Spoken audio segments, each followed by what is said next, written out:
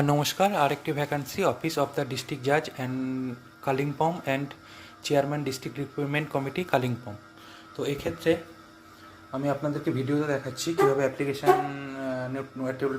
নোটিফিকেশনটা কী আছে। সেক্ষেত্রে আপনারা কালিম্পং ডিস্ট্রিক্ট জাজ লিখে সার্চ করে ডিস্ট্রিক্ট জাজের অফিসিয়াল ওয়েবসাইট বা এগুলোতে কিছু যাবেন না, আপনারা ডিরেক্ট এই বারটা আছে দেখুন, এই বারে এইটা টাইপ করবেন Kalimpong KALIMPONG COURT RECURIT 2024.in Kalimpong recruitment 2024.in direct type করবেন।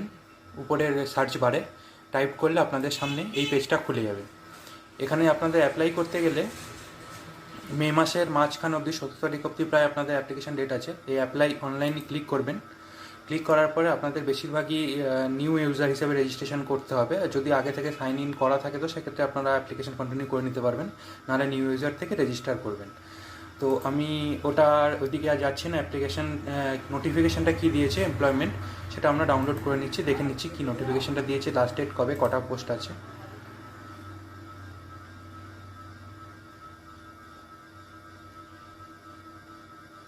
আচ্ছা, এখানে বেরিয়ে গেছে পোস্টটা, নোটিফিকেশান ফর রিক্রুটমেন্ট ডিস্ট্রিক্ট জাজ কালিম্পং। আপনারা এই যে ওয়েবসাইটগুলো দেখছেন এগুলো থ্রুতে আপনারা নোটিফিকেশানটা পেয়ে যাবেন, কিন্তু আপনারা যখন অনলাইন ফর্ম ফিল আপ করবেন ডিরেক্ট এই ইউআরএলটা টাইপ করবেন। এই যে ইউআরএলটা আছে কালিম্পং কোর্ট রিক্রুটমেন্ট 2024.in, তাহলে ডিরেক্ট আপনার অ্যাপ্লিকেশান লিঙ্কটা আপনাদের সামনে চলে আসবে। ওখান থেকে আপনারা রেজিস্টার করে অ্যাপ্লিকেশান করে নিতে পারবেন, নাহলে আপনাদের বেকার খুঁজতে হবে। তো ডিরেক্ট সার্চ বারে এটা টাইপ করে নিয়ে আপনারা ডিরেক্ট ওই পেজটাতে, অ্যাপ্লিকেশান পেজটাতে চলে যাবেন। এবার আপনারা দেখি ভ্যাকান্সি লিস্ট কী কী আছে। ইংলিশ স্টেনোগ্রাফার আছে 2টো, লোয়ার ডিভিশন ক্লার্ক 13টা পোস্ট আছে, প্রসেস সার্ভার 2টো, অফিস পিওন ফরাস 17টা, নাইট গার্ড পোস্ট আছে 2টো, সুইপার বা কর্মবন্ধু পোস্ট আছে 1টা, টোটাল 37টা পোস্ট আছে।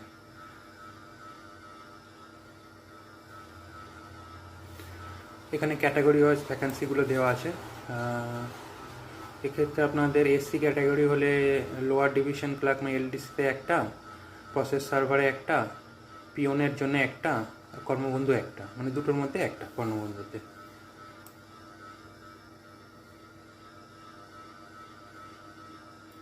এবার এলিজিবিলিটি এজ মিনিমাম 18 ইয়ার্স হতে হবে আর ম্যাক্সিমাম 40 বছর। এক্ষেত্রে আপনারা এজ রিল্যাক্সেশন পেয়ে যাবেন গভর্নমেন্ট রুল অনুযায়ী 3 বছর এবং 5 বছর। দেখুন 45 বছর অবধি আপনারা এসটি ক্যান্ডিডেট হলে বা পিডাব্লিউডি ক্যান্ডিডেট হলে এক্ষেত্রে আপনারা 5 বছর রিল্যাক্সেশন পেয়ে যাবেন, 45 বছর বয়স অবধি অ্যাপ্লিকেশন করতে পারবেন। কোয়ালিফিকেশান দেখুন, স্টেনোগ্রাফারের ক্ষেত্রে আপনাকে অবশ্যই স্টেনোগ্রাফি জানতে হবে, certificate in computer training and shorthand from recognised institution and satisfactory skill, মানে মিনিমাম স্কিল থাকতে হবে আপনার কম্পিউটার অপারেশনের ক্ষেত্রে 80টা ওয়ার্ড পার মিনিট, আর শর্ট হ্যান্ড টাইপের ক্ষেত্রে 30টা word per minute. Lower division ক্লার্কের ক্ষেত্রে আপনাকে মাধ্যমিক বা ইকুইভ্যালেন্ট কোনো রেকগনাইজড কোর্স থেকে পাস হলেই আপনি অ্যাপ্লাই করতে পারবেন। আর আপনাদের স্যাটিসফ্যাক্টরি স্কিল যেটা থাকতে হবে সেটা হচ্ছে computer operation and typing. Process সার্ভারের ক্ষেত্রে apply for the post of process server must have passed class 8, minimum class 8 pass হতে হয় for any recognised school or equivalent institution. Basic knowledge in computer operation is desirable, মানে process সার্ভারের ক্ষেত্রে আপনারা minimum 8 pass certificate থাকলেই apply করতে পারবেন। সেক্ষেত্রে আপনাদের কম্পিউটারের বেসিক নলেজ থাকলে ভালো হয়।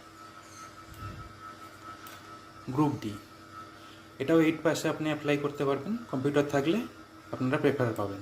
নাইট গার্ডের ক্ষেত্রে আপনারা 8 পাস হলেই অ্যাপ্লাই করতে পারবেন।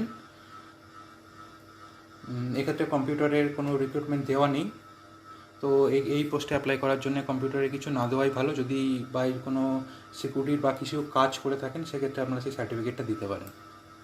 গ্রুপ ডি কর্মবিন্দু, এটাও আপনারা ক্লাস 8 পাসে অ্যাপ্লিকেশনটা করতে পারবেন। ইংলিশ স্টেনোগ্রাফারের ক্ষেত্রে জেনারেল ইংলিশ 100 মার্কের পরীক্ষা হবে। লোয়ার ডিভিশন ক্লার্কের ক্ষেত্রে 100 মার্কের পরীক্ষা হবে। প্রসেস সার্ভারের ক্ষেত্রে রিটেন এক্সামিনেশন হবে 100 মার্কের। গ্রুপ ডির ক্ষেত্রে 50 মার্কের।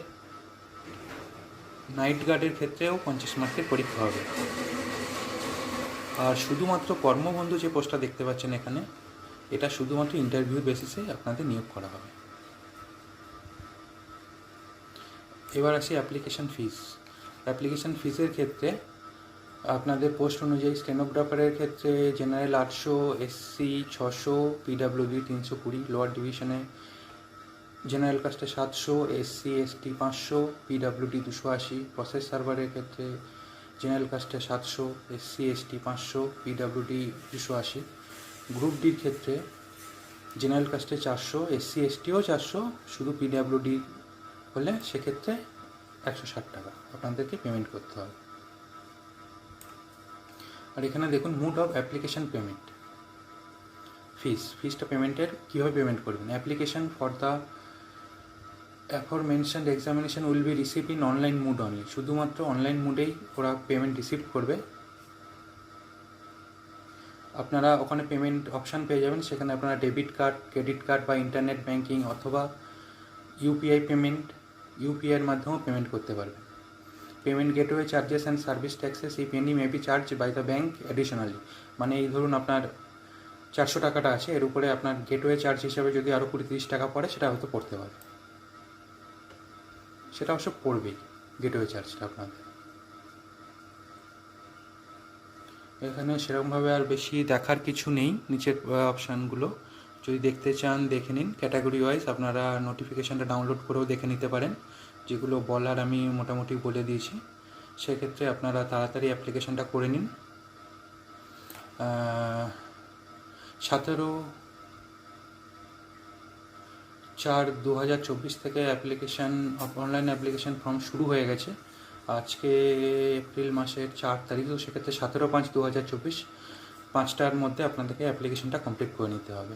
তো হাতে আর বেশি দেরি নেই, 11-12 দিনের মধ্যে আপনার অ্যাপ্লিকেশানটা কমপ্লিট করে নিন। আমার চ্যানেলটা সাবস্ক্রাইব করে রাখুন এরকম নোটিফিকেশান ভিডিও আরও দেখতে। ধন্যবাদ।